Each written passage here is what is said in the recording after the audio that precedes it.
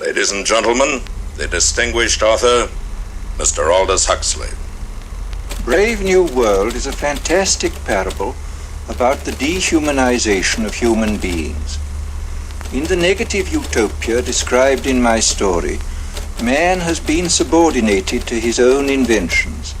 Science, technology, social organization, these things have ceased to serve man. They have become his masters. Aldous Huxley's novel portrays a dystopian future under the dictatorship of a world state, where every aspect of human life is controlled, from laboratory creation to the grave.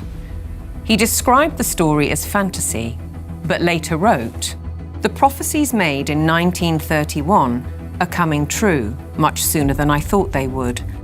The nightmare of total organization has emerged and is now awaiting us, just around the next corner." With the rise of brain-computer interfaces and biometric sensors and so forth, all the bodies, all the brains would be connected together to a network, and you won't be able to survive if you're disconnected from the net. All life on Earth is going to be radically changed. It's a fusion of the physical, the digital, and the biological world. It's changing who we are. These people have gotten to the point now where they are openly anti-human. Everything will be monitored. The environmental consequences of every human action. They cannot happen without digital ID. Once the digital ID is in place, it's game over for humanity.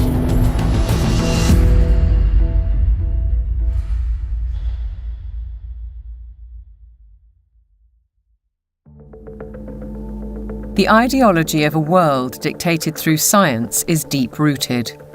Almost a century ago, a movement was established in the United States, preaching that the population should be governed by an elite of selected experts, scientists and academics, rather than democratically elected politicians. They called it technocracy. These engineers and scientists from Columbia University promoted what they thought was going to be the replacement for capitalism and free enterprise. It's not going to be price-based economic system. It's going to be based on resources and energy, control over energy. They thought that science was the answer for everything. They didn't have any spiritual bone at all. You know, they were very mechanistic in their thinking. The definition was clear. Technocracy is the science of social engineering, the scientific operation of the entire social mechanism to produce and distribute goods and services to the entire population. The movement was short-lived, but the principle never died. As we'll demonstrate, a stranglehold on policy and resources has always been the ambition of the powerful oligarchs behind many of today's world institutions. It seems to me that there's a very strong drift in the direction of globalization, of the ultimate centralization of control in the hands of unelected officials at supranational organizations. The lust to control other human beings is a story as old as time. They want all of the resources of the world in their pocket. They do not want you and me to have anything. It's in writing all over the World Economic Forum's website. By 2030, you will own nothing and be happy. That's an oxymoron. If you don't have anything in your name, you ain't going to be happy about it. The World Economic Forum may have called that infamous phrase a prediction, but it translates as a statement of intent on behalf of its global power brokers. The bigger picture is that an attempt is underway now to collapse liberal democracy and replace it with global technocracy. What I call an omni-war is now underway, which is to say that the transnational ruling class is literally, it's not a metaphor, is literally at war with the rest of humanity and has weaponized everything that it can. This is a coup. They can remove the power from the parliament and the legislative branch and consolidate it into a monetary system which has complete control. That control is now entirely achievable because the would-be controllers finally have the tools to execute it. total surveillance, artificial intelligence, digital IDs, and central bank digital currencies. The potential for social control is gigantic and potentially irreversible. What our experts are describing is a world commanded by an exclusive group of bankers and industrialists, affecting every aspect of our lives. What we eat, what we can buy, where we travel, where we live, and all bypassing democratically elected governments. You could be forgiven for thinking this is a grand conspiracy theory, but please consider this. The term conspiracy theory has become one of the most successful propaganda terms of all time in closing down discussion and debate. It's a thought-terminating cliche, but nevertheless, it's surprisingly effective when you try to calmly present evidence in a factual and reasoned manner. In this film, we will present evidence that the global takeover is not only possible, it's actually happening, and has been decades in the making. They plan to commandeer land, reduce farming, and radically change the food we eat, transform the supply of electricity, and then dictate how we use it, and replace currency with a system of credits, under their control. It's a classic template. To win the war, take control of food, of energy, and of money. And here's the key. All three strategies are built on the premise of a climate crisis caused by carbon dioxide, a gas that is actually vital for life on the planet. So what if the whole carbon narrative was one gargantuan lie? A political maneuver to establish their brave new world. A big lie is a lie which is told on such a scale that ordinary people simply would not imagine it to be possible. People with empathy can't fathom that a group of people would organize and engineer this kind of mass atrocity to get where they want to go. It should come as no surprise that financial kingpins are calling the shots. And it's certainly no conspiracy theory when banking executives spell out their intentions.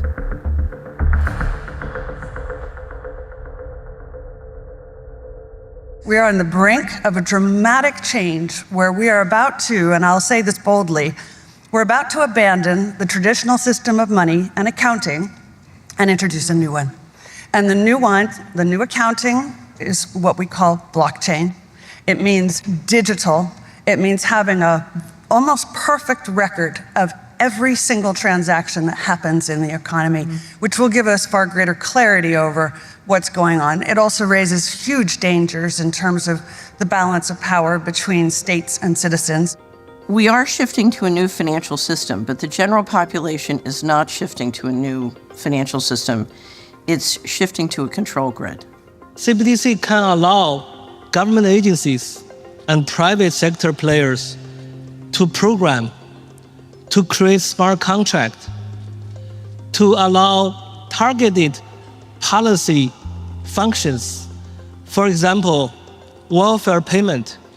For example, consumption coupon. For example, food stamp. By programming CBDC, those money can be precisely targeted for what kind of people can own and what kind of use this money can be utilized.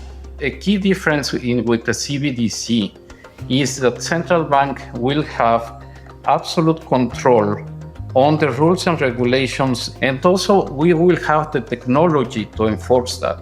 They're saying we can control with rules. We don't need currency anymore. And so it's no longer a financial system or a currency system. It's purely a digital concentration camp. It's a slavery system. When Catherine Austin Fitts talks, we should listen. She's a former high-level investment banker in New York and held senior office in the first Bush administration in Washington. There may be 1,000 models of how it could work. But essentially, you will have, whether it's a banking account or a credit card, and it can be turned off and on. So my incentive system is not you go to work and work hard and you get money. My incentive system can be based on how you behaved in the last 5 minutes, on a 24/7 basis. CBDCs, as the name suggests, would be issued by central banks like the Federal Reserve in America and the Bank of England, not by high street banks. They would signal the end of cash, and every transaction you make would be transparent and held on a permanent database. Crucially, under a net zero regime, your carbon footprint could be at the heart of the system. We're developing, through technology, an ability for consumers to measure their own carbon footprint. What does that mean? That's where are they traveling? How are they traveling? What are they eating? What are they consuming on the platform? So, individual carbon footprint tracker. This can be the infrastructure for a carbon credit system. It's totalitarian control, and if people don't become aware of it now, it's going to be too late to backtrack from this. It's a ratchet system where it's very difficult, if not impossible, to backtrack. But why is now the time for change? Because the system is in crisis. It entered crisis in 2019. Mark Carney, he talked quite openly about how the international monetary and financial system had entered profound crisis and was effectively on its last legs. If you study the history of how the central bankers designed technocracy, essentially when they created the Fed, they said, look, this can't last forever. We're going to need, at some point somebody's going to get hip to this game. We're going to need another system. And I will say this, because I used to be part of that, I was born and bred to be a central banker. They plan ahead hundreds of years in advance. Predictably, the money brokers seem to hold all the cards. As a subtext, does the ruling class need to protect itself as artificial intelligence threatens mass unemployment? And what will happen to our existing assets if the banking system is collapsed and money disappears overnight? In an unknown future, one thing is certain. Digital IDs are essential to the project. If they become compulsory, data on every detail of our lives will be monitored, stored, and monetized. Nothing, but nothing, would be private. For younger people, often it's the case that they like technology, they're completely au fait with it, they enjoy it. So they don't see the dangers that technology can bring because, like a drug dealer does, you feed people, low levels of drug where it's all fun. And then later, when you have them addicted, you feed the hard stuff and that destroys their life. So in a similar way, all of this technology is currently pretty much nice, but when the central bank digital currency comes in and the control comes in and the censorship systems, then the younger people will realize all too late in many cases that they've walked themselves into a trap.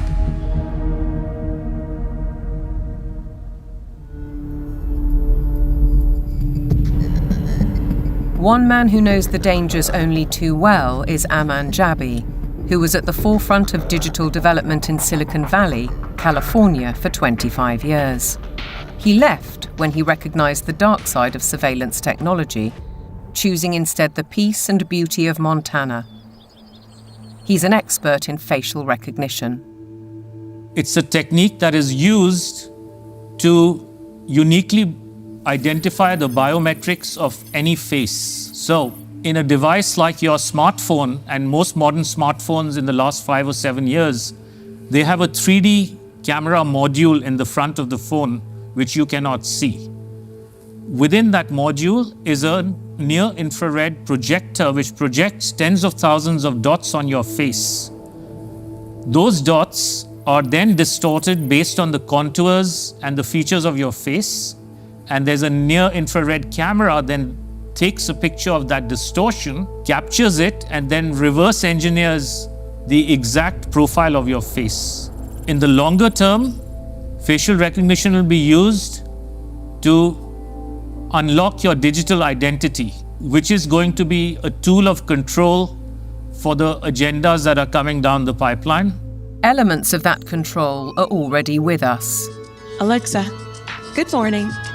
Good morning. You are never alone in your home, and this is why. All your devices at home and all smart appliances, they are all connected on a wireless network. Many of these devices will have cameras, many will have microphones, and so they are monitoring everything all the time. Your smart appliances are communicating with the smart meter and sending it real-time usage data. If there's a Ring camera also in your home, a mesh network is formed and all your devices are being tracked within the home, its location, its usage, and all the data is going to Amazon servers. When you leave your home, all modern vehicles are connected to the internet, so your automobile is being tracked all the time. When you're going under a string of smart LED poles and smart LED lights on the highway and in the streets of your towns and cities, those form a wireless network and are tracking your vehicle. They are tracking all the devices on you, from smartphones to smartwatches when you're walking on the streets.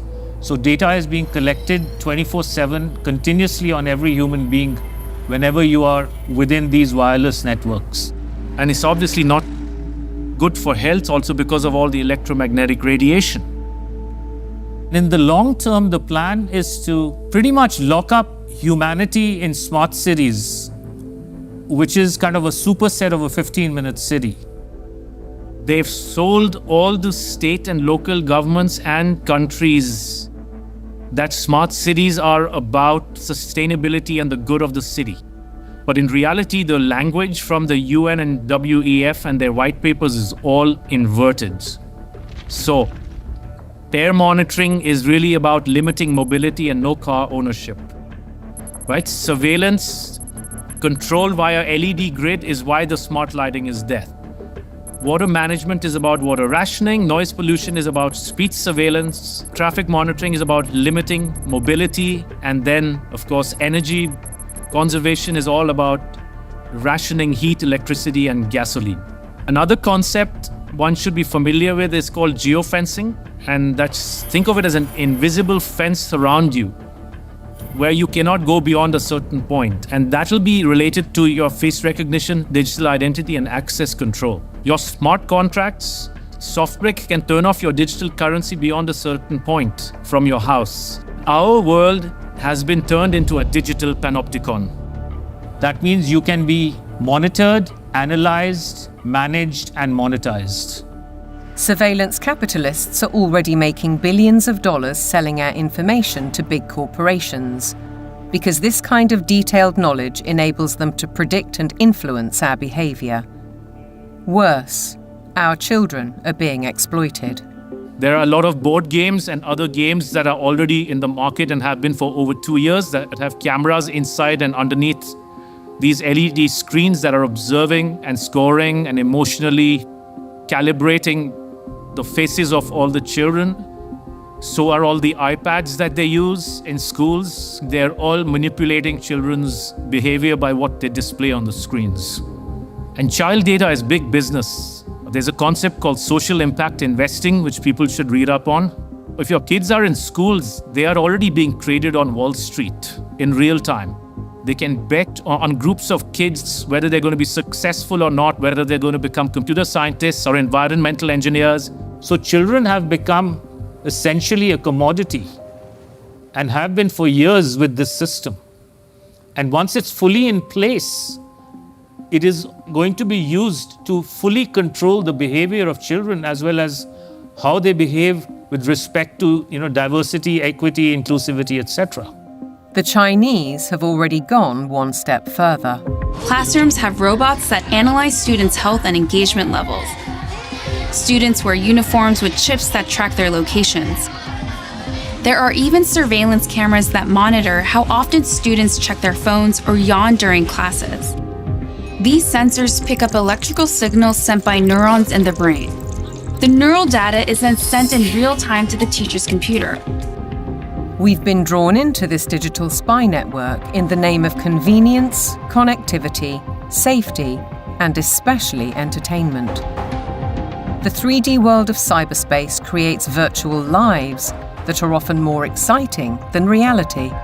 Why is this technology being developed? It's all for the culmination of this digital prison from which there will be no escape after all the switches are turned on.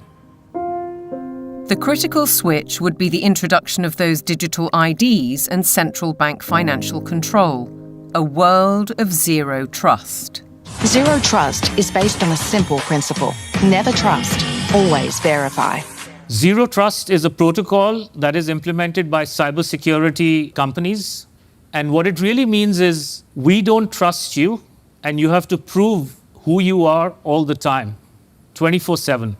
So think of it as going from a world of implicit allow to default deny. In tomorrow's world, once zero trust is implemented in, say, retail, everything will be behind plexiglass doors with a 3D camera, and it'll only be unlocked through your digital identity and facial recognition if you have the available carbon credits in your digital currency. If you've reached the limit of your allowance, it could be access denied. This would apply to fuel, to travel, to meat and dairy products, to clothes and other consumer goods. Because everything in life could be valued by its carbon footprint. Even access to the internet could be denied.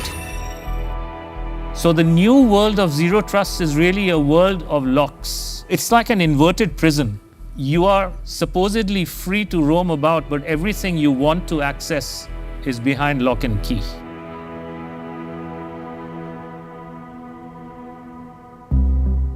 Most advances in science, including AI, bring great advantages to the world. They can enhance and improve human endeavour in almost every walk of life. But you don't have to be a scientist to see the flip side. They're constantly monitored by facial recognition cameras that are able to instantly put a face to a name. Now, the Chinese are also ranked, given a mark out of a possible 950 points. For now, the number is a sort of bank credit rating, keeping track of everyone's spending habits. It may seem scary, but it's just like that here. We're used to it, and anyway, we don't have a choice. If you think this couldn't happen in the West, ask yourself why so many cameras, smart poles, and 5G networks are being installed in your neighbourhood. In London, the police are using facial recognition surveillance. Sainsbury's is already experimenting with AI. Thank you for waiting. The cabinet will now be opened. In UK railway stations, surveillance is being tested to collect travellers' data. And in Oxford, these barriers were installed by the council under its so-called 15-minute city plan. They were removed following protests. But look at what's replacing them in these quiet residential streets. As the tech companies are proud to tell us, the possibilities are endless. We've developed the camera into a sensor. The camera does not only capture video, it can now start to count, measure, and detect. With deep learning capability, the camera is able to generate accurate and trustworthy data and send notifications in order to take action, all directly from the camera. And since our cameras have open technology, well, we can work with different analytic partners from all over the world and together do just about anything we want. Note that they can do just about anything they want. Digital technologies mainly have an analytical power. Now we go into a predictive power. But then the next step could be to go into a prescriptive mode, which means you do not even have to have elections anymore, because we know what the result will be. Ultimately, we're facing manipulation by the system, a world where instead of us using technology, technology is using us. But who's really pulling the strings? Banking and oil dynasties like Rothschild and Rockefeller inevitably get mentioned, as do the modern-day big tech masters, including the ubiquitous Bill Gates. David Hughes takes a wider view. It's those who own the means of production, who are capable of magicking money out of thin air, who control the media, and all of the other means of production, which have now been weaponized against the rest of the global population. Catherine Austin Fitz, the banking insider, adds a sinister thought. If you know their name, they're not at the top.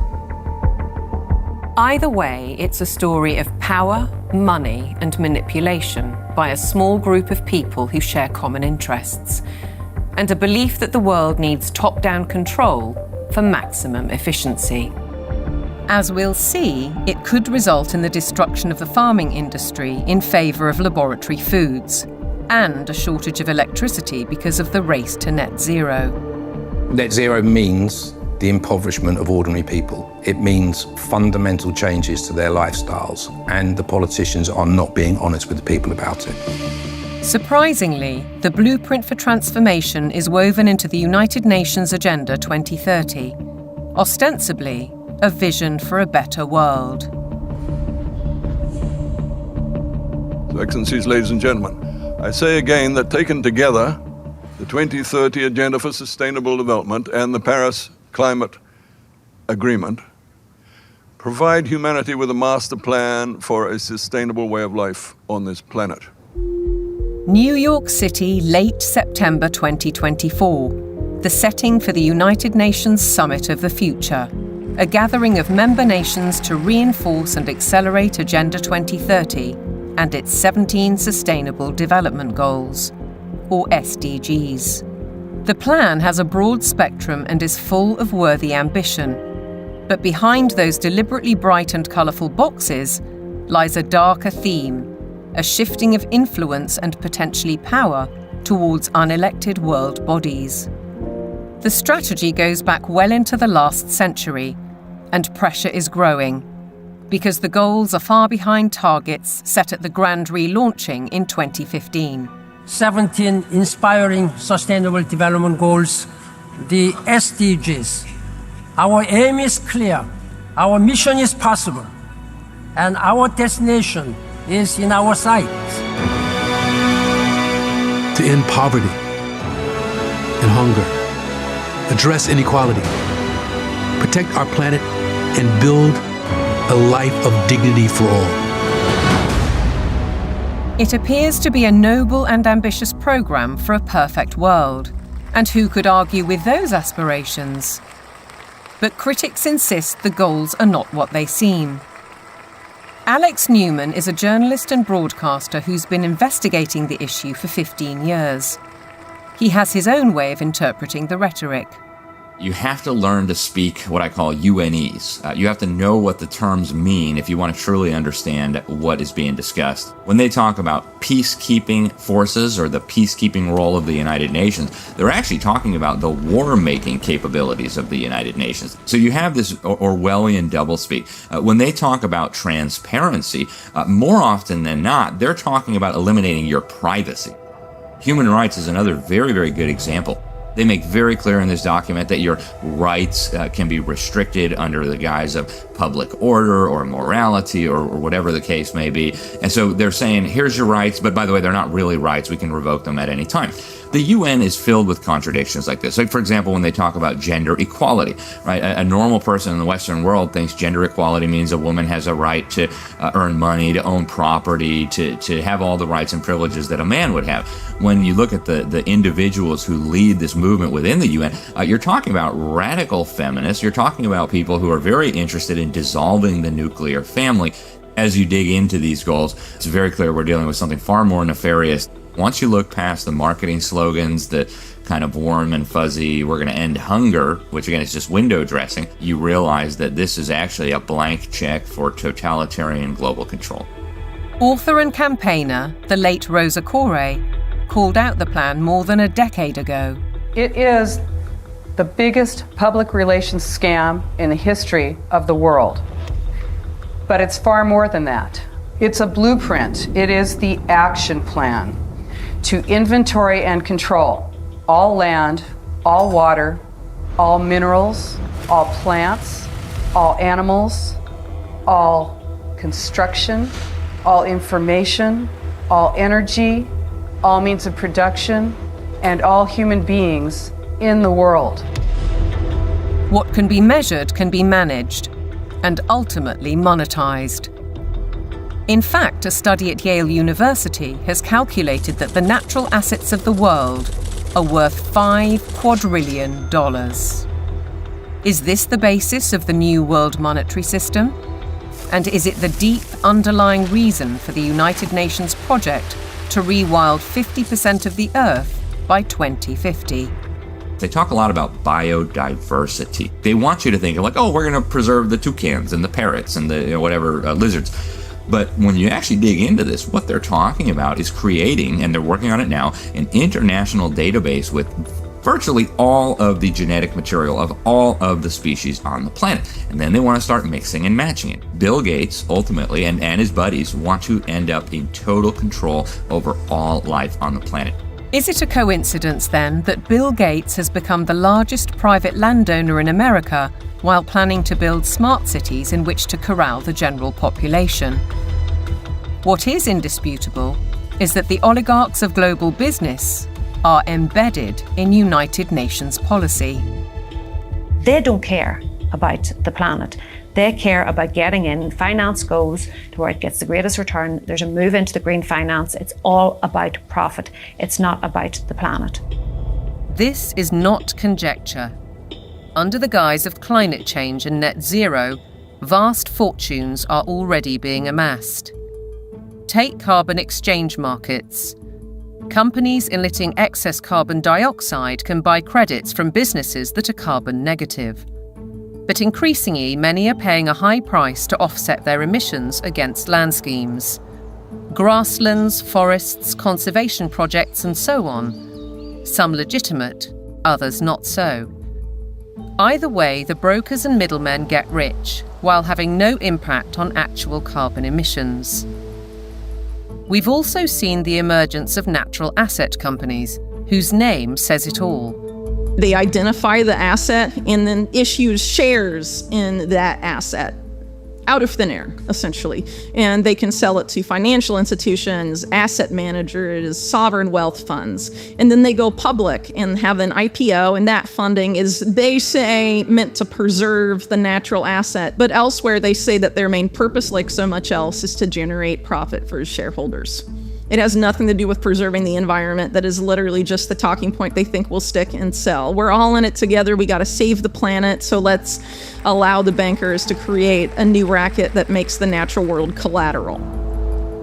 So if everything in nature is to be traded on financial markets, setting a value on the land we walk on and the air we breathe, why do we, the public, have no say? There's no route that an ordinary person can take to make a representation to United Nations. So it's fundamentally undemocratic. What it has done is build relationships with billionaires. Right from the start, the rich and powerful have enjoyed undue influence in the UN's inner sanctum. In fact, the Rockefeller family part-financed its headquarters in Manhattan. To hand you, Mr. Lee, my father's check. Thank you, Mr. Rockefeller. Between them, the Rockefeller family has funded hundreds of organizations and, as a consequence, spread their authority on civil society, institutions, banking, education, and global politics. The Rockefellers always believed in world governance. In the 1950s, their Special Studies Project report declared, "The UN stands, finally, as a symbol of the world order that will one day be built." In 1973, David Rockefeller co-founded a non-governmental organization which still carries international power today, the Trilateral Commission. Its stated objectives revived technocracy and in turn planted the seeds of the UN's Sustainable Development Agenda. They said at the time that they were going to create a new international economic order. It was all over the literature. The goal of the new international economic order was not to get richer in the sense of money. They knew even back then that eventually the fiat currency system of the world was going to disintegrate. So the goal became to actually capture the physical resources of the world. All wealth historically has come out of the ground. They wanted to take away everything that they could possibly take away from the nation states of the world and from private individuals of the world and stuff it into the global common trust where they would administrate it and they would be the ones getting licenses for the resources to turn around and make stuff. The financial kingpins have long seen themselves as masters of the universe, manipulating global affairs through institutions like the International Monetary Fund and the World Bank. Is Agenda 2030 the defining act for complete control? And how significant was the global response to COVID-19? As the world builds back from COVID-19, we have a once-in-a-lifetime opportunity to make investments that will strengthen the economy and improve public health, and fight climate change for generations to come. One might ask why the UN needs a multi-billionaire finance and media player as a special envoy, or why Mark Carney, the former governor of the Bank of England, who called for a new global monetary system, is the UN's special envoy for climate action and finance. And then there's Larry Fink, the boss of BlackRock, the world's largest asset management company. He's a board member of the World Economic Forum, and as we'll see, has driven the UN's goals through investment strategies for the past 20 years. All three are principles of the Glasgow Financial Alliance for Net Zero, a partnership with the UN. With the green economy worth trillions to corporations and investors alike, it's hard not to see a conflict of interests. Are the bankers raising money to achieve United Nations goals? Or are the goals a Trojan horse to change the world's financial control systems? Now consider the events at Jackson Hole, Wyoming in August 2019, only 3 months before the COVID outbreak. It's when Mark Carney delivered his call for change, and BlackRock proposed a new financial mechanism, going direct, which in principle allows central banks to channel capital direct to large corporations. So the central bankers got together in 2019, the G7 central bankers, and voted on the Going Direct Reset. And the Going Direct Reset, of which the COVID operation was part of it, has done a phenomenally excellent job of massively consolidating capital into central control. If you look at the COVID operation from a financial standpoint, it was absolutely clear that it was one way you balance the books. It worked.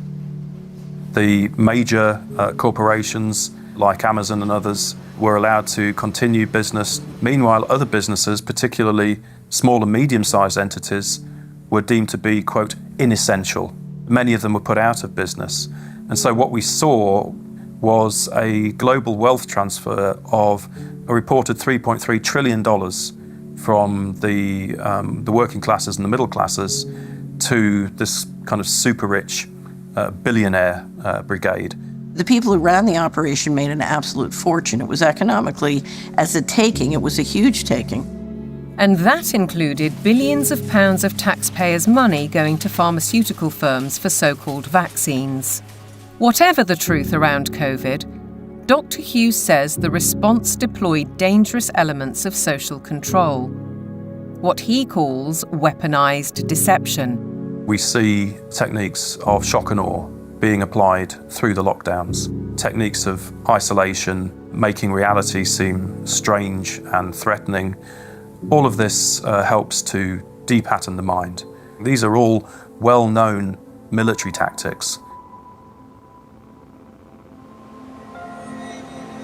Look them in the eyes and tell them you're doing all you can to stop the spread of COVID-19. Stay home, protect the NHS, save lives. These are, in fact, very nasty and very vicious techniques which were deployed against the public of multiple countries at once.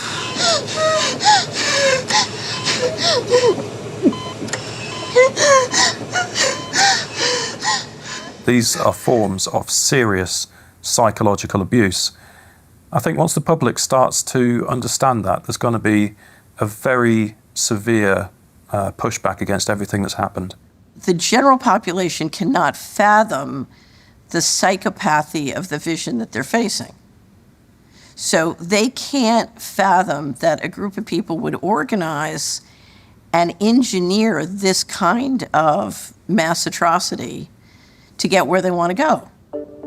Be aware then of the World Health Organization, the UN's most powerful agency. Since COVID, the WHO has sought to increase that power to unprecedented levels through amendments to its pandemic treaty and the international health regulations. A key driver is its One Health initiative. One Health is a concept that was created to enable the WHO, with these documents, to take over jurisdiction of everything in the world by saying that climate change, animals, plants, water systems, ecosystems are all central to health. That places the Director General in a key position to influence world events, another potential conflict of interests given the WHO's financial backing, particularly from the pharmaceutical sector. Its accounts for 2022 show that an eye-watering 84%, or $3.656 billion of income, came from voluntary donations.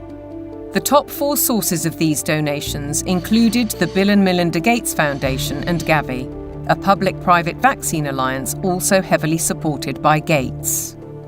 People see the WHO as a benign organisation, and there are still areas where the WHO does useful stuff. But the biggest focus now is purely on a tiny disease burden where investors can extract a large amount of wealth.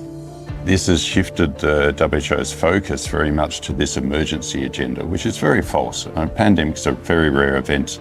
This is why we now have a WHO that promotes vaccines all the time, because that's what the money is coming in to support.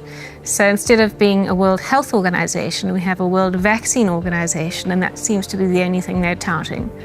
What's in the treaty has got nothing to do with health. It's a business deal focused on the most profitable business imaginable, pandemic profiteering. The other part of it, they're setting up a huge surveillance network. We're talking about $31 billion a year.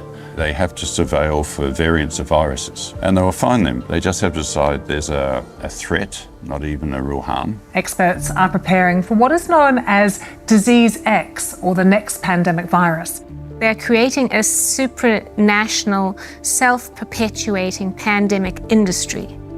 The latest scare is monkeypox, renamed Mpox, a disease highly unlikely to affect the general population. Nevertheless, the WHO has acted. The emergency committee met and advised me that, in its view, the situation constitutes a public health emergency of international concern. If you get to declare the emergency and then profit from it, there's a big problem, isn't there? It's essentially a build-out of big pharma, and the WHO is essentially looking to be their marketing and distribution arm worldwide. WHO! The people say no! WHO! The people say no! We're fighting for really the right to own our own lives. We're fighting for that freedom versus a sort of corporate authoritarian structure or medical fascist structure, which is what is clearly interests are trying to impose on us. Changes to the WHO's regulations are expected to be voted through in the coming months. As we speak, the UK government is fully behind them. Meanwhile, in common with many other global institutions, the WHO tries to silence criticism and dissent, branding it misinformation. The science, it says, is settled. Digital platforms are being misused to subvert science and spread disinformation and hate to billions of people. This clear and present global threat demands clear and coordinated global action.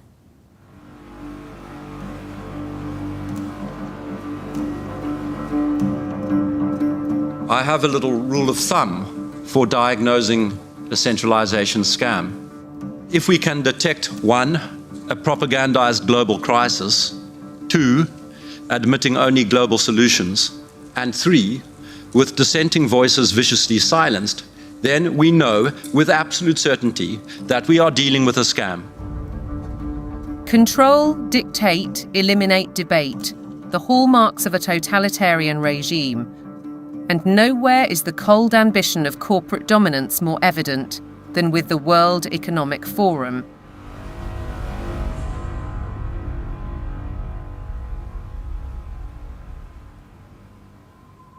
Klaus Schwab founded the WEF in 1971. His mentor was Henry Kissinger, statesman, political shaper, and close confidant of the Rockefellers. The organisation now employs 800 people and has programmes in business, academia, and in training future global leaders. It's far more than its famous annual meeting in Davos. Over the last 50 years, the World Economic Forum has blossomed into an enormously influential organization with all of the major corporations as stakeholders or trustees and all funding the World Economic Forum to ultimately fund the UN World Government Plans and Agenda 2030. Klaus Schwab is the public face of stakeholder capitalism, a planned system of central ownership and control that has little to do with democratic process and is uncomfortably close to communism. It's a partnership between global corporations, governments, and what Schwab refers to as civil society, NGOs, and so-called think tanks. The agenda is driven by finance, which gives the unelected and unaccountable oligarchs huge influence, if not control, over policy. The UK's Prime Minister, himself a one-time member of the Trilateral Commission, has already declared his interest. You have to choose now between Davos or Westminster. Davos. Why?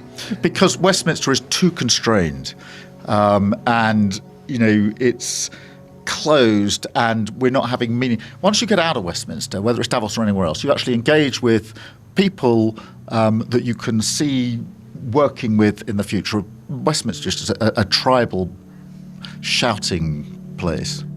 Starmer seems to forget that he is elected by the people, to serve the people through Parliament. That's his democratic duty. And while he refuses to listen to our farmers, he entertains the globalists in Downing Street and publicly doubles down on his philosophy. I'm determined to deliver growth, create wealth, and put more money in people's pockets. This can only be achieved by working in partnership with leading businesses like BlackRock to capitalise on the UK's position as a world-leading hub for investment. To underline the influence of non-elected, unaccountable policy drivers, consider this document from 2004. It was commissioned by the UN and produced by financial institutions, including the World Bank. It cited research by the WEF. The result was the emergence of environmental, social, and governance metrics, ESGs. The ESG is an attempt to turn financial power into governance without going through the democratic process, without the normal process of making law. ESGs allow major asset management companies such as BlackRock to impose ideologies on businesses and consumers across the world through their investment strategies. BlackRock's billionaire chairman and CEO, Larry Fink, also a board member of the WEF, remember, is clear. You have to force behaviors. If you don't force behaviors, whether it's gender or race or just any way you want to say the composition of your team, you're going to be impacted. Now we get ethics, green ethics, racial ethics, gender ethics, driving corporate decisions about who may have money, what they may use their money for, and how they're going to behave in society and what they're going to do with it. This is a new form of political power that isn't accountable, isn't transparent, and it isn't democratic. We, the public, are being manipulated. Our lifestyles, our culture, and our future, be it through forced woke ideologies, intrusive technologies, so-called pandemics, censorship, or information which is too often propaganda. Your compliance is vital to the agenda. To impose global solutions, the leadership needs you to believe in global problems. Climate change is here, it is terrifying, and it is just the beginning. The era of global warming has ended, the era of global boiling has arrived. This stuff is so fantastically stupid. It's hard to believe that they're doing it. There is no climate emergency. That is a total scam. If they came out and said, hey, we want to destroy your economy, we want to destroy the middle class of your country, and then ultimately we want to make you a slave to a one world government, it just wouldn't be as appealing as saying we're trying to save the planet for future generations.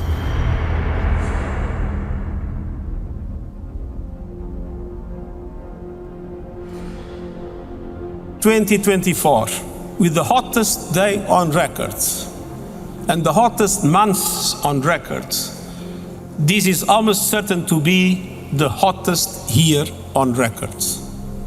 And the masterclass in climate destruction. Statements such as that are amplified by emotional footage from all over the world. But is any of it true? I do not think there's a climate crisis, and I base that on all the evidence and the climate data sets that we build to answer questions just like that. We actually use satellites to monitor the global temperature, the true global temperature of the atmosphere. And we find there is a rise. It's about 1.5 degrees per century, which is certainly something that's manageable and the Earth has seen before. Compared to the 19th century, which was about the coolest century in the past 10,000 years, we're warmer. But we're about the same as we were 1,000 years ago, and certainly cooler than we were about 5,000 to 8,000 years ago. John Christie is a highly regarded climate scientist who developed the measurement of accurate temperature records using satellites. His evidence is critically inconvenient to the climate change industry. I'm not popular in most of the climate community, that's for sure, because much of the climate community depends on climate model results. Tens and hundreds of millions of dollars have gone into that industry of climate modeling, and I show, well, you folks have failed. But yet they prop up the entire political world that tends to support this. In 2017, I came to work and there were 7 bullet holes in our office suite. And so some people are pretty upset that the evidence that we build and show that can stand the test of time and can stand up to cross-examination is just not going along with their issues and their desires. So let's consider these statistics on the Earth's atmosphere. 78% is nitrogen, 21% oxygen, other gases make up less than 1%, and carbon dioxide accounts for a mere 0.04%, the majority of which is natural. Can man-made CO2 really be a problem? Roy Spencer and I are going on the assumption that all the warming that you see is due to carbon dioxide emissions. And so we find that that's a pretty modest warming. But see, that's a big assumption.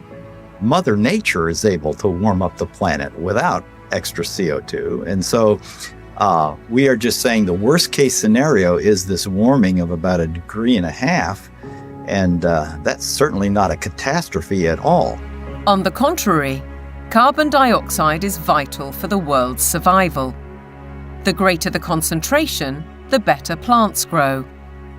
In fact, according to NASA figures, the world has become 14% greener in the last 40 years.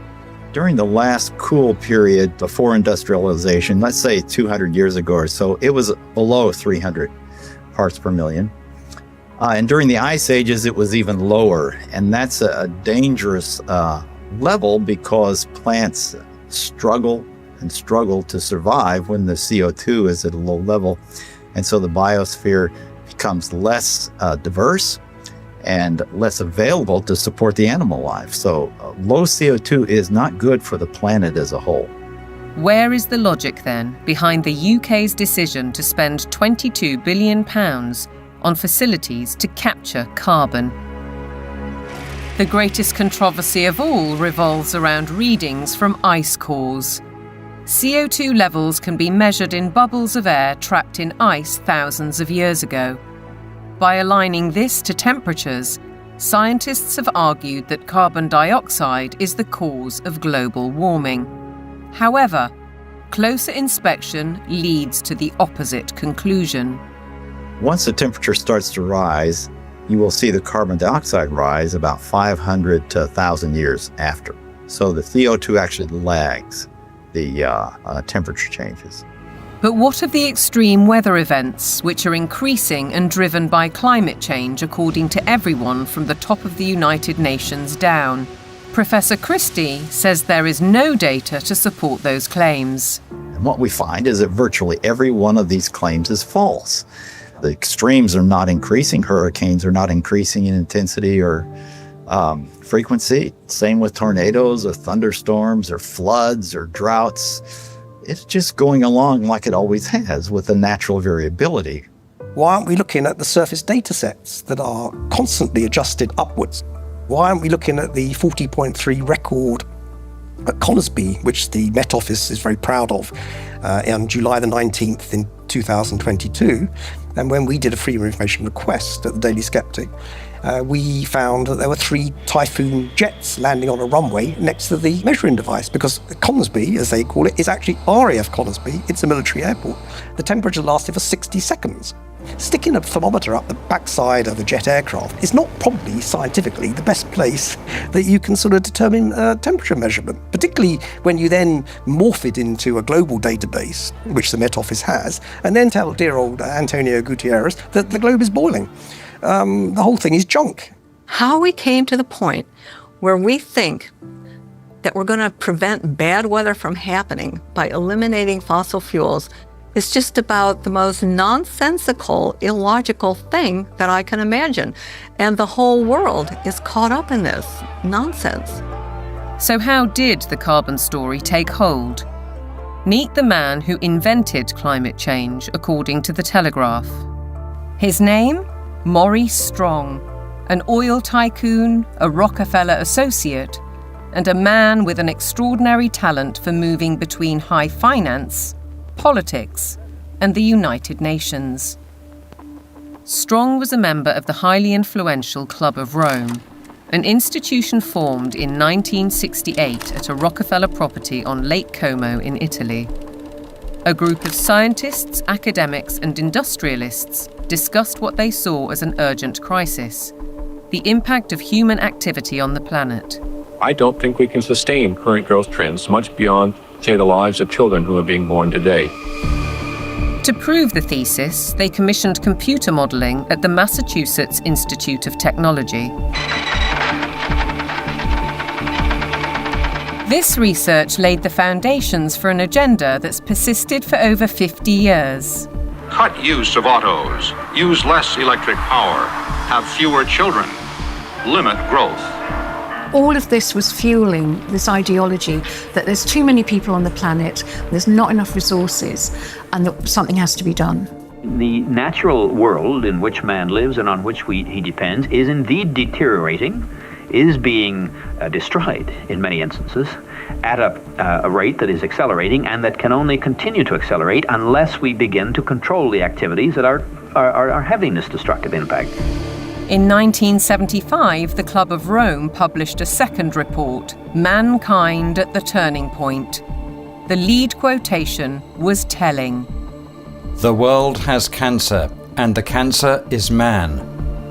The report concluded, the solution of these crises can be developed only in a global context with full and explicit recognition of the emerging world system, a new world economic order, and a global resources allocation system.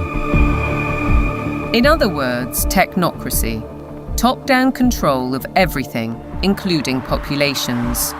But if that was the solution, a worldwide problem was required. Climate change provided the answer, as admitted in a later Club of Rome document. This is the quote from page 115. In searching for a new enemy to unite us, we came up with the idea that pollution, the threat of global warming, water shortages, famine, and the like would fit the bill. All these dangers are caused by human intervention, and it is only through changed attitudes and behaviour that they can be overcome. The real enemy, then, is humanity itself. It really does look as though they are inventing climate change there. They just made it up out of thin air, literally. That nobody really looks at that book and say, well, there you go. This has nothing to do with science whatsoever. They just made it up. Interestingly, in 1988, Maurice Strong had been instrumental in establishing the IPCC, the mainly political entity which endorsed a thesis by a small group of scientists that industrial carbon dioxide was driving climate change, and the IPCC has been locked into that theory ever since. Maurice Strong's masterstroke came in 1992, when as Secretary-General of the UN's Earth Summit in Brazil, he saw 179 nations commit to a World Action Plan, Agenda 21. We have been the most successful species ever. We are now a species out of control. Nobody would question the need for a cleaner environment and the protection of nature, and Strong's legacy lives on through the Kyoto Protocol, the Paris Accord, the current Agenda 2030, and the worldwide push for carbon net zero. But there are questions on his motives and his connections. He was behind the first financial carbon market and a founding director of the World Economic Forum. Surely a conflict of interests with his involvement in the IPCC. A skeptic might ask why nearly all research grants in almost 40 years have gone on developing IPCC carbon dioxide theories, while anyone who raises questions is ridiculed, cancelled, or has their career stalled.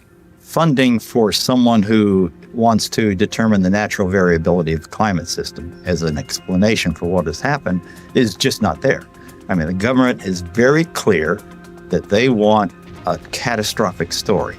There is no single science paper that proves conclusively that humans control all or most of the global climate. If there was, you wouldn't hear the last of it. Instead, we get this call to authority to the IPCC, the United Nations Panel on Climate Change. Many more scientists and academics are speaking out against the IPCC.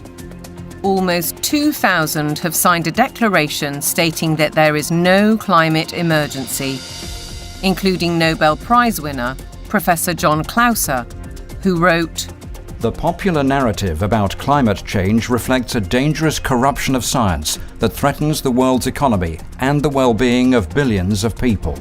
We need to have a full and honest debate about the science, and it needs to be discussed in Parliament, it needs to be discussed in the media, it needs to be generally discussed, and we need to sort of bring the drains up, if you like, on all of the science to see what is there really a threat. That debate is highly unlikely, because the juggernaut of net zero careers on, with trillions at stake. What is certain is that the repercussions will affect the food we eat, ravage our countryside, and have a disastrous impact on our energy supply.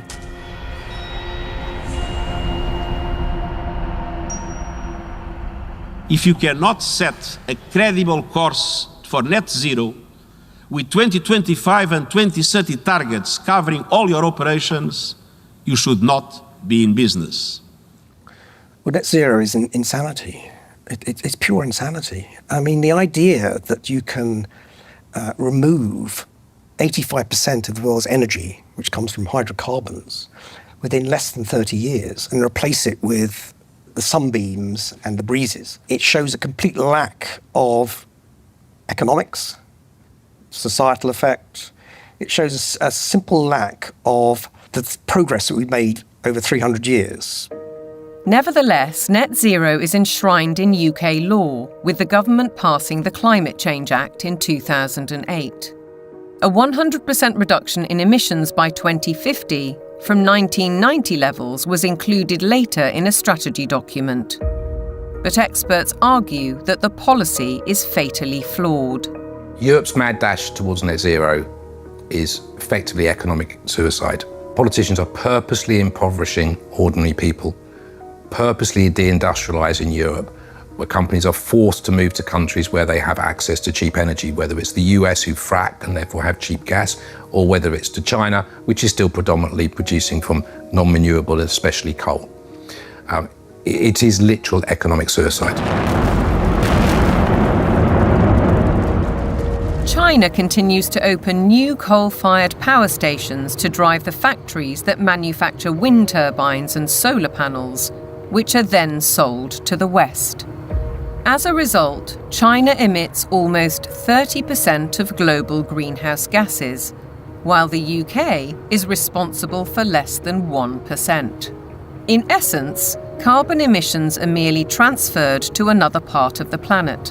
And while China gets richer, UK households face a bleak and expensive future. What it will effectively do is price ordinary people out of having access to electricity at a time they want and a price they can afford. The core problem is that neither the infrastructure nor the technology exist to provide a constant supply of electricity. The proportion of time that solar actually generates electricity is actually 9% in the UK. That means that for 90% of the time, solar doesn't generate the average amount of electricity that its capacity can generate. For onshore wind, it's about 20 to 40%, and for offshore wind, it's about 30 to 50%. So that means by definition, you will always have periods of time when renewables aren't producing electricity, but there is demand for electricity.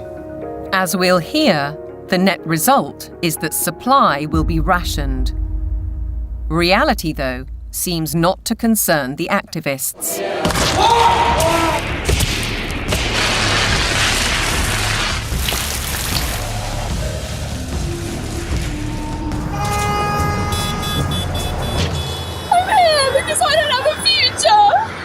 I look at some of these hysterical youngsters and some of the hysterical oldsters as well, screaming about the climate is collapsing and all that sort of thing. And you think you haven't got a clue what would happen if you removed hydrocarbons. You haven't got a clue. You'd be back in service, like probably your ancestors were. You'd be skivvying on the land, in big houses with warlords, calling themselves aristocracy and all that sort of stuff. You want to go back to that? Fine, get rid of hydrocarbons. Many of these apparently grassroots protest groups are backed by organisations such as the Climate Emergency Fund, financed by billionaires like the oil heiress, Aileen Getty. And if they claim to be environmentalists, they conveniently ignore the bigger picture. Thousands of wind turbines are disrupting coastal waters, changing habitats, affecting marine life, and killing seabirds. Landscapes are being scarred by the production of lithium for electric car batteries, and by cobalt mines in Africa, where child labour contributes to huge corporate profits. How does the loss of thousands of square miles of farmland to vast solar parks meet the UN's biodiversity goal? And how helpful are wind turbines when they're blotting the landscape visually and through noise pollution, and disrupting wildlife in the air and on the ground? The glorious mountain terrain of southwest Wales is a stark example. It's a landscape breathtaking in its beauty, untainted and largely untouched by humans. A haven for wildlife, a place where life runs its natural course. Yet this is what's planned: mega turbines designed for offshore, reaching 700 feet into the air and dwarfing the hilltop forests. Planning permission is being sought for the so-called Bryn Cadwyn Energy Park. If you put one in the valley floor, it would be standing some 40 metres above the valley floor, so above the horizon. But they're not putting them in the valley floor, they're putting them on the top of the hills. So it'll be standing some 600 odd metres above sea level up there, casting a shadow over our solar panels. Justin Cotter lives right in the centre of the proposed development. He's fighting to preserve the countryside he loves. And across the mountain, Jason and Josie Barker are equally aggrieved. It feels very much like it's exploitation, using the climate crisis narrative as its supporting evidence. So it feels like it's being abused in a tremendous way, and there's going to be a lot of destruction done in the name of doing good, which really just seems utterly backwards. And if we really want to protect nature, then some of the best way of doing that would be to leave it well alone, especially in the wilder places, and let it flourish. We certainly found that being here, The more we've lived here, the more we've worked with it and encouraged it, the more it's come back. All of those spruce trees on top there, they will have to go to make way for turbines. All of that, all of this spruce will be gone. To build a 230-metre turbine in that location, it's going to take some crane to lift the 240-tonne nacelle onto the top of the tower some 180 metres up. So they'd have to stabilise all the ground for the crane, stabilise the ground for the actual turbine, put in a concrete plug basically in the ground of some 1,000 tonne of steel, 4,000 tonne of concrete, just as a base. They'll need to be lit. It'll take away the dark skies. It's totally devastating. It would just be catastrophic damage and destruction. The roadways up through these valleys, they're Welsh valleys, they're all twists and turns. They're going to have to straighten out the valleys. Where you've got steep hills, they're going to have to level out those hills. There's a 200-metre drop into the actual valley itself. So they're going to have to create gradients that machinery carrying 400-tonne loads can actually traverse and get up. The locals argue that there are much better ways of creating clean energy, such as solar panels on industrial sites. Areas of natural beauty should be respected.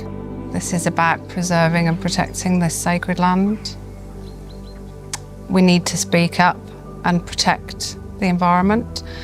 It's just tremendous amount of damage in the name of saving the planet. It does make you ask the question of what is it we're actually saving if we're paving it over. It doesn't make any sense at all in my head.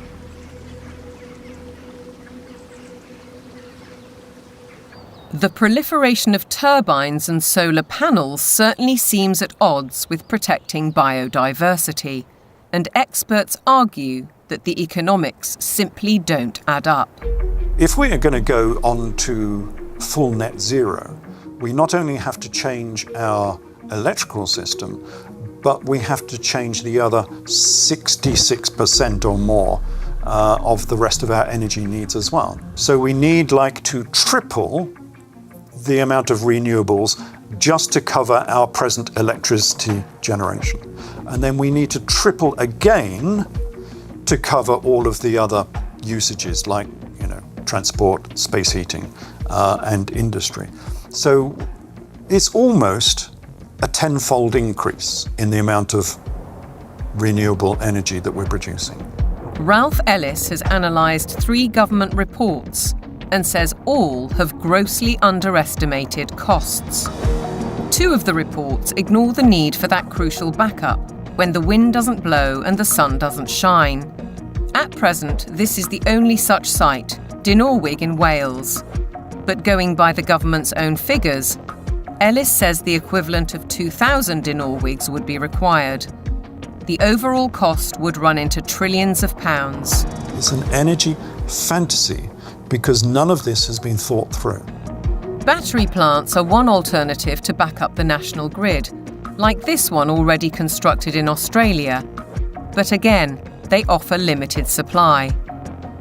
We're facing a situation where, if fossil fuels are eliminated, it will be impossible to maintain a constant supply of electricity. You can't instantly put on new supply, so what you have to do is control demand.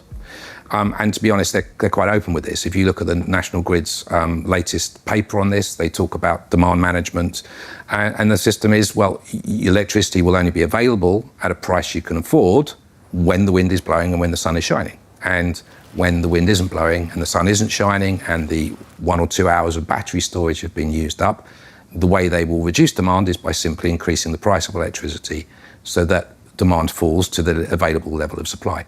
Part of the control that the government has, or part of the means by which it can manage the demand, is through the use of smart meters. Effectively, smart meters allow them to do minute-by-minute pricing, which means that as the intermittent renewable production goes up and down, they can effectively change the price at which you can use electricity. So essentially, it's going back to pre-industrial age where the weather determines our lifestyles and our energy use. A government-sponsored report from the UK Fires Organisation agrees that targets will not be met and therefore electricity usage will have to be cut. They say we'll have a quarter of the power by 2050, and they say there'll be no travel, there'll be no meat or no beef lamb. There will be restrictions on clothing, and we will live in mud huts. And it's not an exaggeration, they use the word earth. The United Nations use the word bamboo, impacted earth, soil detritus. This is what they're writing. But what of the claim that renewable energy will be cheaper? Not so, says Derek Bertelsen. We can also look at the accounts of these renewable energy companies. And what we see if we look at those is that the cost of production is considerably higher than the market price of electricity. And therefore, without these subsidies, these renewable companies would go bust. Ironically, the anticipated reduction in supply comes at a time when demand is about to skyrocket, with the explosion of surveillance systems and artificial intelligence. BlackRock's Larry Fink predicts that by 2030, data centers will use 30 times more power than a single city. Where's that power going to come from? Are we going to take it off the grid? What does it mean for elevated energy prices for everybody else if it's that? I think it's going to represent some huge societal questions that we have not addressed, the negative side. Forget about the use of it, but just the generation of it is massive power. If the race to net zero will affect our energy, it could also have a devastating effect on our food, as global policies and the march of corporations accelerate.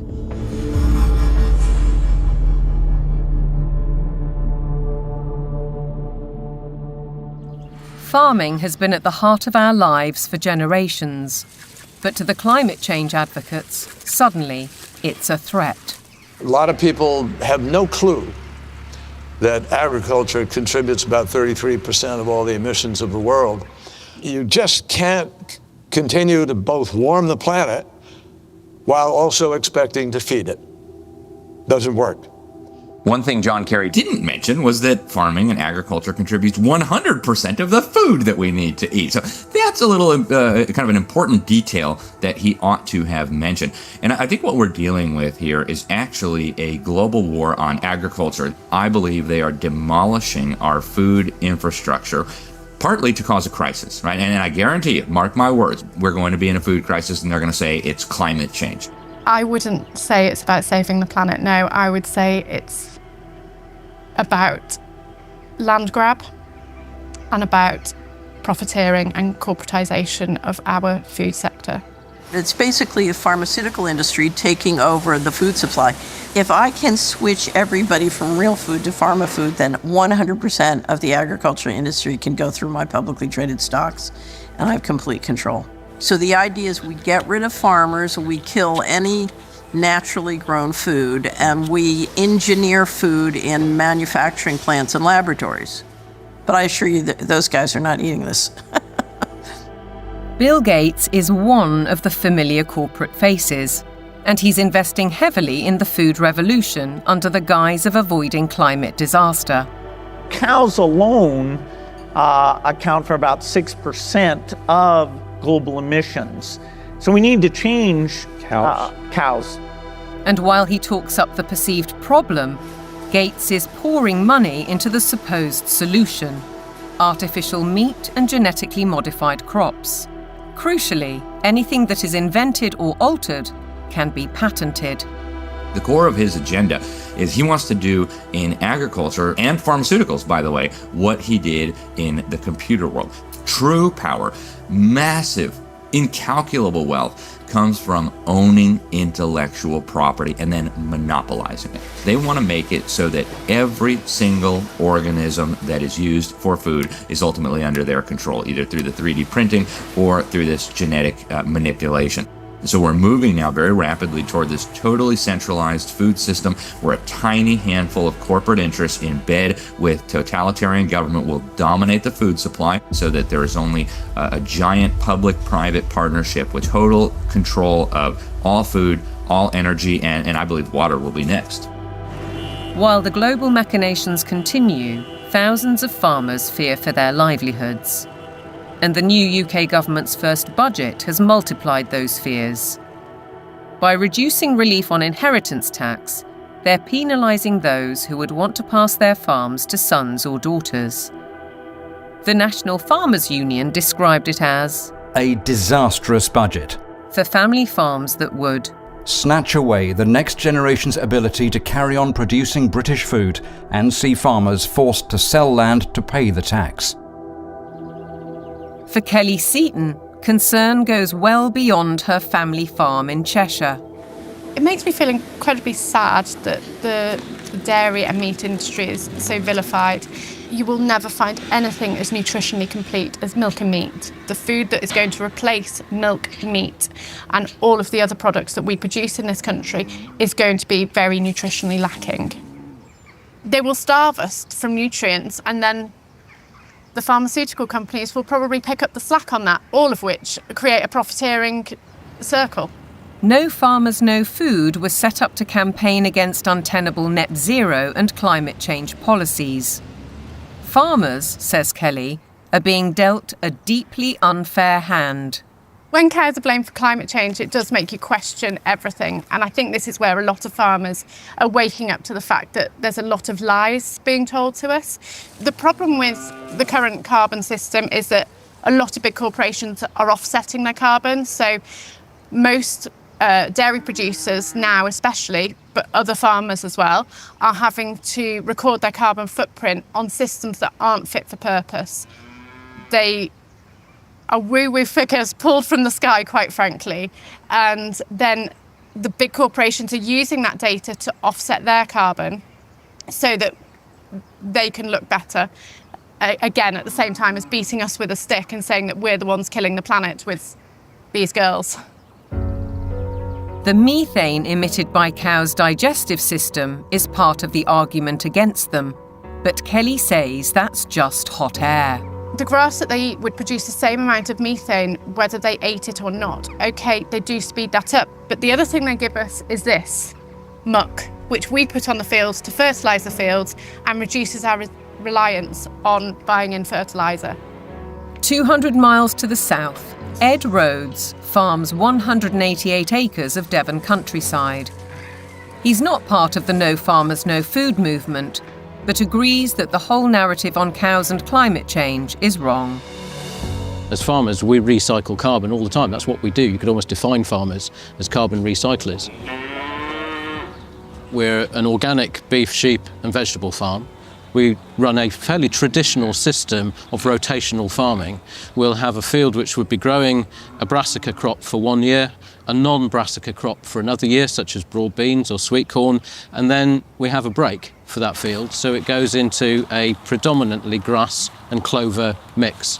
That allows the soil to recover from the work that we've done with it while we've had the vegetables growing. It also allows things like the clover to put nitrogen back into the soil. So the livestock are absolutely essential for grazing that grassland. We also mow it so that the hay, the silage that we take from those fields are fed to the cattle in the winter. The bale I'm sitting on, the bedding that they're standing on, is all mown from very rushy areas on our farm.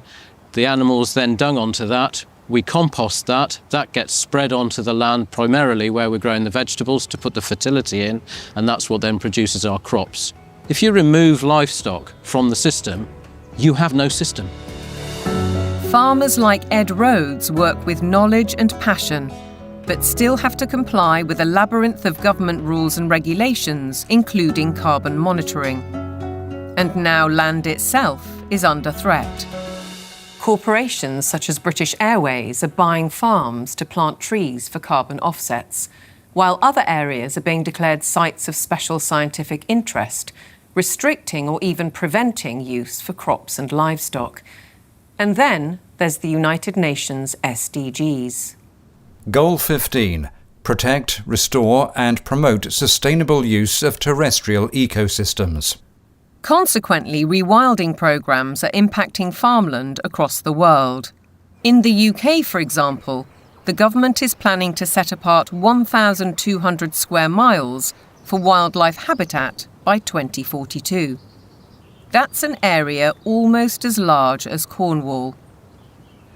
And in America, dams are being removed and river courses reopened, disrupting water supplies for crops.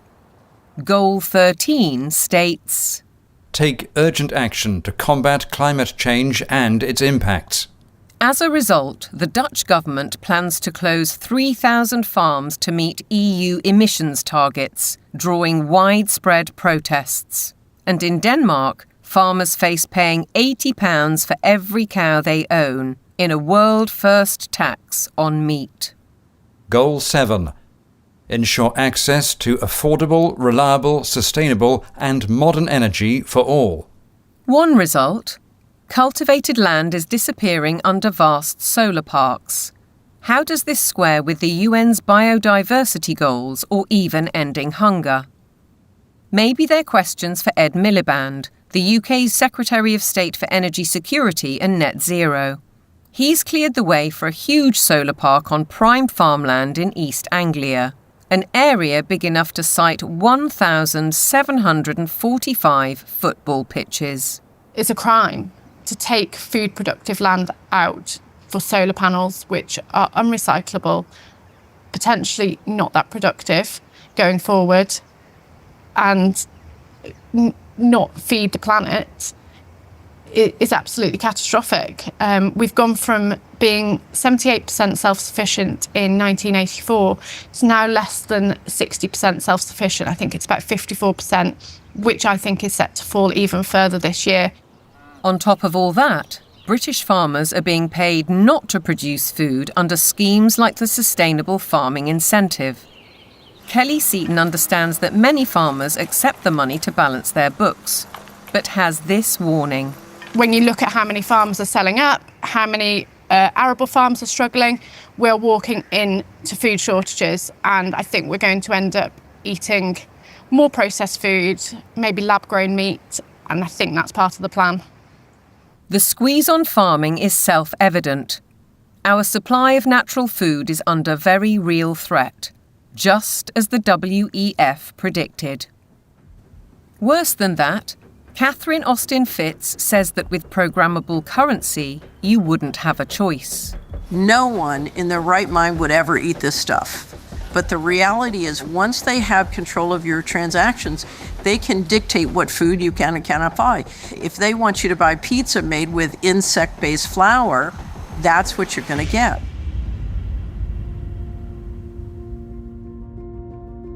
There's an energy crisis. Even though there is an abundance of energy, there's a food crisis, even though there's plenty of food to feed the world. There's a water crisis, even though 70% of the Earth's surface is covered with it. There's an air crisis where CO2 is declared the enemy of mankind, even though it's necessary for life to exist on Earth. There's a resource crisis, even though there are abundant resources to support everyone. What's with us here, you know? Who created all these crises? They did it. Just as clear as the nose on my face. It's all been a sham. All the essential things of life, they've been declared to be scarce, because things that are scarce you can control. The architects of such globalist trajectories, all the Kissingers, Rockefellers, Schwabs, Carneys, Strongs, Carstens, are held out as great intellects. But they are nothing of the sort. We know, both in theory and in practice, that centralization causes nothing but misery, because it destroys the mechanisms of error correction, leading to doubling down on flawed policies. And yet the creed of global dominance continues apace. Through the WHO's so-called Pandemic Agreement, its One Health Initiative, and ultimately the United Nations Agenda 2030. From medical diktats to gender and racial politics to climate change, the indoctrination runs deep.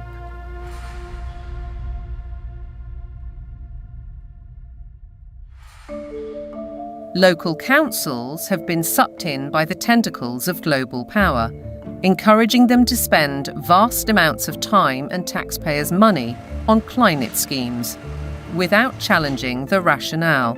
Local councils have taken these actions because they are part of or lobbied by a network of green organisations throughout the United Kingdom, for example, UK 100, there's also C40 cities, and there's the Global Covenant of Mayors. And these organisations require local authorities to sign pledges that say they're going to ban cars from streets, we're going to make people vegetarian, and we're going to restrict certain forms of trade faster than is required by national government.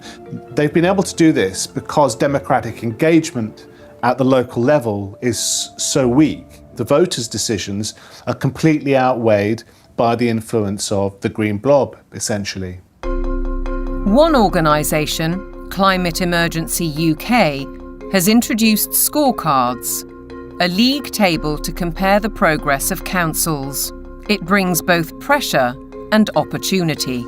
Environmentalism creates the idea that a local councillor is a planet saver. And of course, there are organisations that, like the UK 100, that are going to flatter people in that position. They're going to indulge those people and say how important they are, whereas most of the rest of the public are going to probably see them and say, what the hell are you doing? Ben Pyle emphasises that such organisations are not grassroots initiatives. Civil society has been bought, and it's been organised around the interests of its billionaire philanthropists. Newspapers and television also consistently push the same story. We've been hearing about the threat of climate change for decades, but now we can't ignore it. Here, the climate crisis is very real, and it is getting worse. What mainstream media does in following this narrative is that they exclude vast areas of climate science. They exclude all the sceptical scientists. By the BBC, which has done it for 20 years, saying that you cannot have any other view apart from the settled narrative, is doing an enormous disservice to science. Journalists and broadcasters are schooled in the carbon doctrine by organisations such as the Carbon Literacy Project, which claims to have trained 1,000 BBC employees. Meanwhile, Sky joined forces with the psychologists of the Behavioural Insights team to produce this initiative: How the Power of Television Can Nudge Viewers to Decarbonise Their Lifestyles. The recommendations included: give green content more screen time, more salience in plots and scenes. Use kids' content to encourage positive environmental behaviours amongst children and their parents. How then can we possibly expect impartiality in reporting?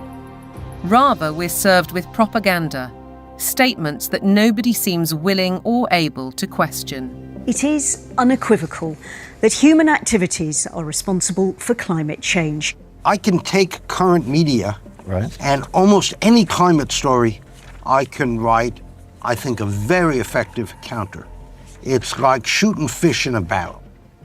This is endemic to a media that is ill-informed and has an agenda.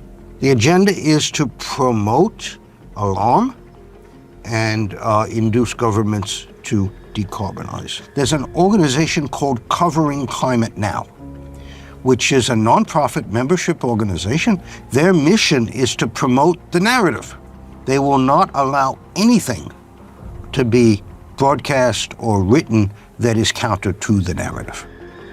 Among the 500 plus media partners on the Covering Climate Now website are Reuters, Bloomberg, ABC, CBS, MSNBC, NBC, Channel 4 News, The Guardian, The Daily Mirror and The Lancet, as well as several British universities. Funders of Covering Climate Now have included the Rockefeller Family Fund, the Rockefeller Family and Associates, and the One Earth Fund.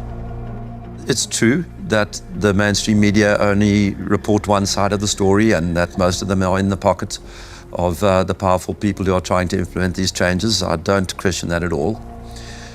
But it's also true that people are listening to them less and less and reading them less and less. We see independent media people with much larger audiences than mainstream papers. And I think that phenomenon will gather pace now.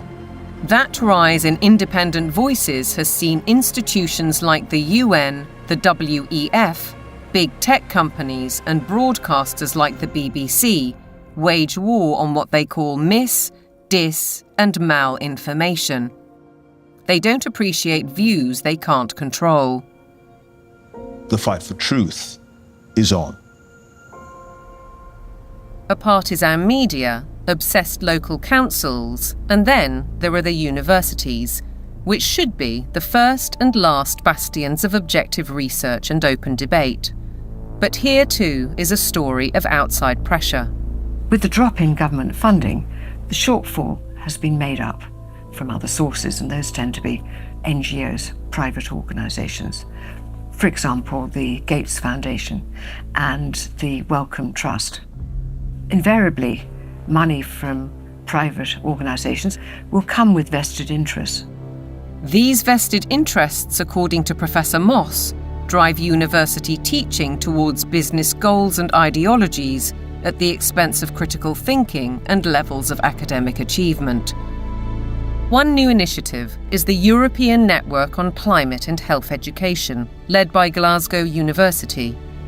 Medical students have been trained to accept that climate science is an established fact. Increasingly, climate change is harming people's health. You could say it's the largest health emergency of our time, and I do need to be ready to help tackle this challenge. Can the outcomes really be free of prejudice when the backers include the WHO and major pharmaceutical companies? This new collaboration will help train the next generation of medics with the skills they need to treat the health impacts of climate change and deliver more sustainable healthcare. That's why health leaders from across the public and private sectors are coming together to support this transformative new network. Academics, right from the beginning now, are socialised to orientate their research towards the money. So this, I think, is quite damaging when it comes to fearlessly pursuing the truth wherever it may lead. That doesn't really happen anymore in academia. It's more about pursuing the money, wherever that might lead. It makes me feel distraught. It makes me feel that the whole purpose of university learning has been subverted.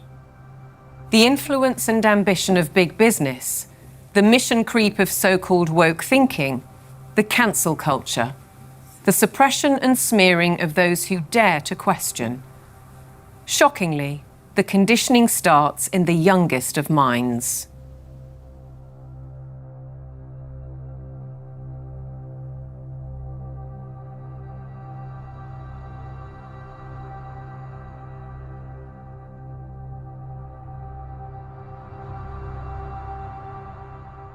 All aboard for global goals! This year, Thomas and his friends have teamed up with the United Nations. The world of young children is supposed to be one of innocence and joy, but it's been permeated by the global ideologies of the United Nations. If you go to goal number 4, it deals exclusively with education. And when you think education, recognize they're talking about indoctrination. The Sustainable Development Goals. Under the surface of it all is this effort to bring all the children of the world into this one world globalist system. And what's so remarkable about this to me is that it's not even hidden anymore. Take part in the global movement to save our world from being destroyed. How will you fight climate change? Try meat-free meals. Reduce your electricity use. Give your clothes a second chance. We died! It's kind of your fault! And you can never ignore Greta. The eyes of all future generations are upon you. And if you choose to fail us, I say we will never forgive you. I don't want you to be hopeful. I want you to panic. We want action. We want justice. Let's fucking want action. And we want it now. No more coal. No more oil. Keep your... I want you to feel the fear I feel every day. I want you to act as if the house was on fire, because it is. This propaganda relentlessly promoting fear in various ways, be it disease, be it climate, I think is having a very damaging impact on young people's mental health. The disasters that continue increasingly to afflict the natural world have one element that connects them all: the unprecedented increase in the number of human beings on the planet. We're asking children to believe they are a scourge on the planet. I have a problem with children believing they shouldn't be here from the off. How are we ever going to encourage them to have strong mental health and emotional well-being if they believe that their birth is a disaster for the planet? That's not encouraging them to be productive citizens who are making an active contribution to society if they've got to apologise for their very existence. I think it's very dangerous, and I think we need to reverse that as soon as possible.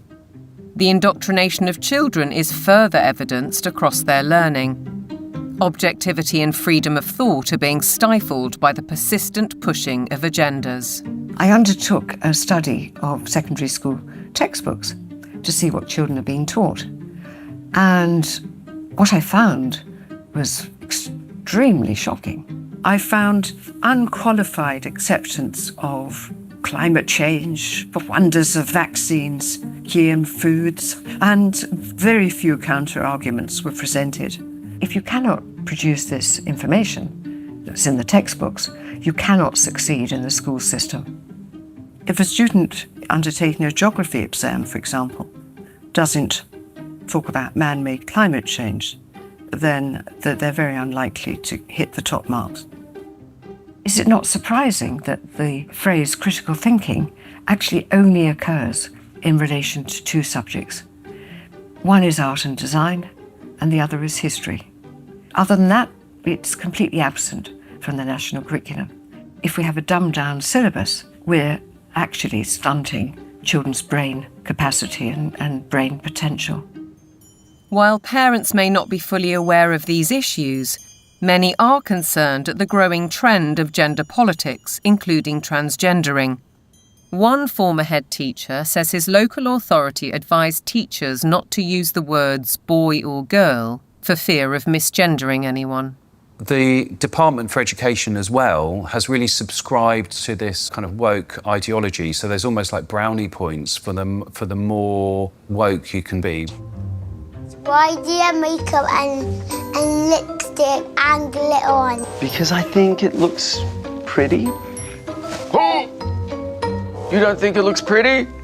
What schools have done is employ third-party agencies to deliver material for which the third parties most certainly have a vested interest in. And I wouldn't have a problem if it was I'm there in school to ask children to accept me as I am. That's fine. We all need to be tolerant and liberal in a diverse society. My problem is that what they're actually doing is more a form of evangelism, which is this is who I am and you might be too. In my heart, I've always known that I'm a girl, Teddy, not a boy, Teddy. I wish my name was Tilly, not Thomas. Language carries so many meanings and messages. And if schools are encouraging social transitioning, that's not a neutral act. That's a significantly impactful act. Dr. Fraser is also highly critical of the World Health Organization's recommendations, suggesting that 4-year-olds should learn about sexual stimulation. It's harmful. They don't need to know it. And in fact, for those children who are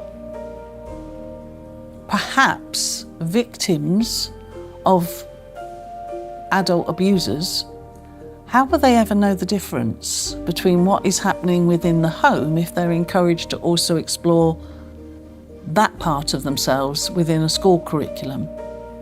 What do we do with an organisation like the United Nations or the World Health Organization if we take our orders from them about what is suitable education for our child? How do we say, no, we're not doing that, we want a change? Teachers are sent on courses to embrace the diversity dogmas, and many buy into them. But Fairclough says that those who don't keep quiet for fear of reprisals. it's a dereliction of duty. It's a dereliction of their legal as well as their moral duty to safeguard children against harm. I can certainly say I feel very let down by the teaching profession because I am not hearing people speaking out on behalf of the children. A one-world dictatorial education, a dumbing down in the classroom, fluidity of gender, the impact of technology. Are our children being groomed for a life in the digital prison? Today, nobody has any idea what to teach young people that will still be relevant in 20 years. As computers become better and better in more and more fields, there is a distinct possibility that computers will outperform us in most tasks and will make humans redundant. And then the big political and economic question of the 21st century will be, what do we need humans for? Or at least, what do we need so many humans for? Do you have an answer in the book? At present, the best guess we have is keep them happy with drugs and computer games. But this doesn't sound like a very appealing future. A chilling forecast, and one which echoes Brave New World, in which the oligarchs did indeed provide drugs and entertainment so that people learned to love their enslavement. Yet there are even darker clouds on the horizon, the spectre of transhumanism. In a sense, it is that final piece of the puzzle. If you want to gain total control over everyone and everything, then you actually ultimately need to be able to implant technologies inside human bodies. And that's exactly what's taking place. Artificial intelligence, the metaverse, near space technologies, and I could go on and on. Synthetic biology. Our life in 10 years from now will be completely different, very much affected, and who masters those technologies in some way will be the master of the world. These modern technocrats seem wedded to science and technology at the expense of our human spirit and ingenuity. They aspire to a data-driven world which is robotic and predictable in every sense, with no room for creativity or individual choice. But if the goal is, and always was, population reduction, maybe they're right on track. We feel too afraid to have kids because we feel that we're heading towards civilization breakdown. People under the age of 35 are more likely to report climate change as a reason not to have children. I've decided not to have kids to do my part for climate change. If I don't think the future is worth anything, then I'm not going to have children. If I think it is worth something, I will have children. I think these ideas have spread like bad viruses, and there's been a lot of investment in promoting some extraordinarily weak ideas. Sitting at the top of all of these very bad ideas is one giant one, which we can call anti-humanism. Transhumanism, the trans phenomenon, net zero, lockdowns, population reduction, all of these ideas are basically the ugly stepchildren of anti-humanism.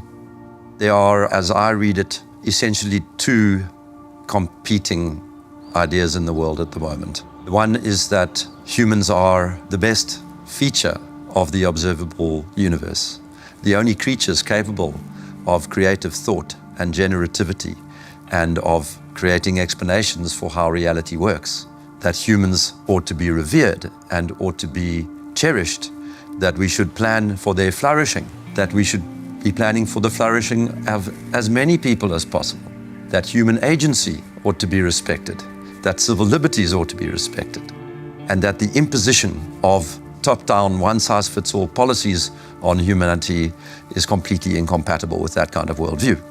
Set up against them are people who regard humans as the scum on the surface of the little blue dot, people who regard humanity as some kind of blight, people who believe that the earth needs rights to protect it from these horrible humans.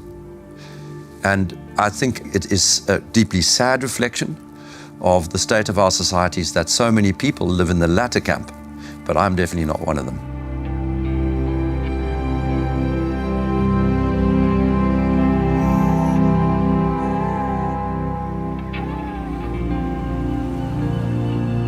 We can all stand up to tyranny.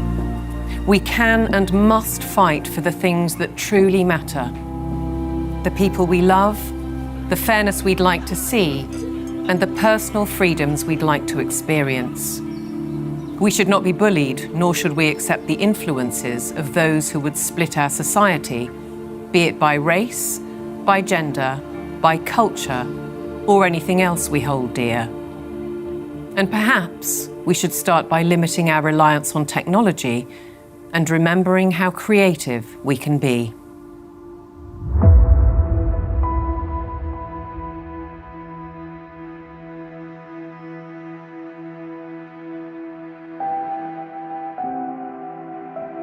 Once you've seen it, you can't unsee it. You can't go backwards. So what that means is that over time, more and more people are starting to see this now. The powers that be have no choice but to keep pushing forward for their global technocracy. They're the ones who are attempting the controlled demolition of liberal democracy. They have only one route they can go, and they are tobogganing towards disaster. On the other side, we the people have no choice but to fight back against all of this. I don't expect that we're going to just be able to tell the truth indefinitely without consequences, but we must continue to do it. We must, for the sake of our children, for the sake of humanity, for the sake of generations yet unborn. We have no option but to stand against this evil. If you look at where this thing is going, I'm not going there, okay? And whether God takes me out or the leadership takes me out, I don't care. I'm not going there. And the only way we cannot go there is if we can find a better pathway. And the only way we're going to find a better pathway is with transparency. If I want to live as a virtuous human being, I need to live amongst people that are free. And if one understands that one mustn't live on their knees, even if you have to die on your feet, you must share truth, because truth is the weapon for free people.